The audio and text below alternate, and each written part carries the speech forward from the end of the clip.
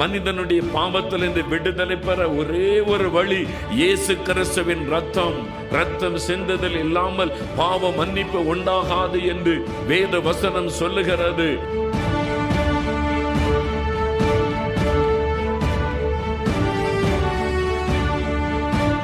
சாபத்தை ஆசீர்வாதமாய் மாற்ற இயேசு சிலுவையிலே சாபம் ஆனார்.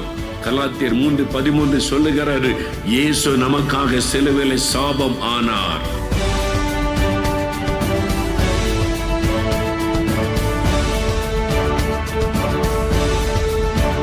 உங்கள் துக்கம் சந்தோஷமாக மாறும். ஆண்டவர் இன்றைக்கு உங்களுடைய துக்கத்தை சந்தோஷமாக மாற்றத்தான் இந்த இடத்திலே பிரசன்னமாக இருக்கிறார்.